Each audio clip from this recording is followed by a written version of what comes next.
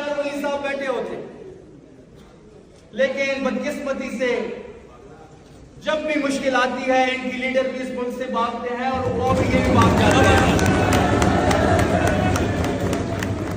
मेरी बड़ी ख्वाहिश थी कि उन्होंने इमरान का नाम लेके जनरल फैज से होके और जमहूरियत का दर्ज दिया कि वो यहाँ बैठे होते और सुनने का हौसला पैदा करते,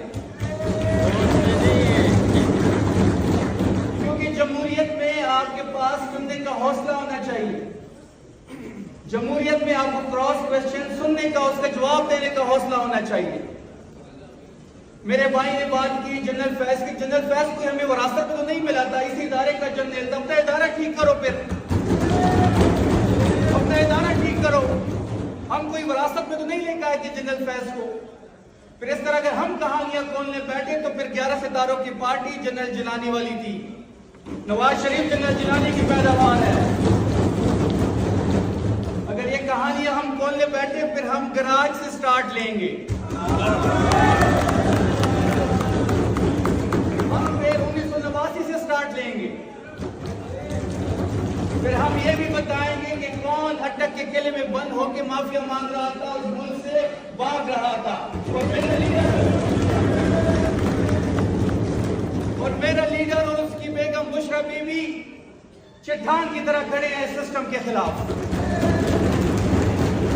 हमें ना बताया जाए, हमें ना दर्ज दिया जाए जमहूरियत का। हमें पता है कि आप कैसे बैठे हैं। फॉर्म 47 वाले हमें जमहूरियत का दर्ज देंगे।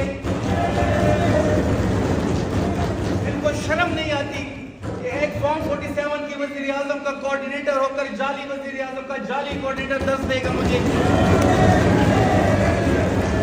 बड़ी ख्वाहिश थी कि इख्तियार वली साहब बैठे होते, लेकिन बदकिस्मती से जब भी मुश्किल आती है इनकी लीडर भी इस मुल्क से भागते हैं और वो भी ये भी भाग जाते हैं। मेरी बड़ी ख्वाहिश थी कि उन्होंने इमरान का नाम लेके जनरल फैज से होके और जमहूरियत का दर्ज दिया कि वो यहाँ बैठे होते और सुनने का हौसला पैदा करते, क्योंकि जमहूरियत में आपके पास सुनने का हौसला होना चाहिए। जमहूरियत में आपको क्रॉस क्वेश्चन सुनने का, उसका जवाब देने का हौसला होना चाहिए।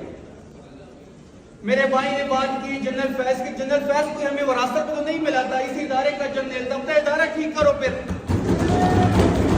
अपना इदारा ठीक करो।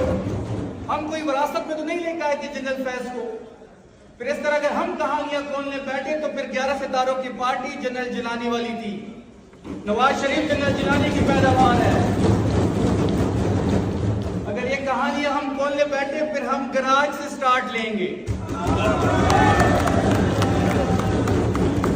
हम फिर 1989 से स्टार्ट लेंगे। फिर हम ये भी बताएंगे कि कौन अटक के किले में बंद होकर माफिया मांग रहा था, उस मुल्क से भाग रहा था। और मेरा लीडर और उसकी बेगम बुशरा बीबी चट्टान की तरह खड़े हैं सिस्टम के खिलाफ। हमें ना बताया जाए, हमें ना दर्ज दिया जाए जमहूरियत का। हमें पता है कि आप कैसे बैठे हैं। फॉर्म 47 वाले हमें जमहूरियत का दर्ज देंगे। इनको शर्म नहीं आती कि एक फॉर्म 47 की वजीर आजम का कोऑर्डिनेटर होकर जाली वजीर आजम का जाली कोऑर्डिनेटर दर्ज देगा मुझे।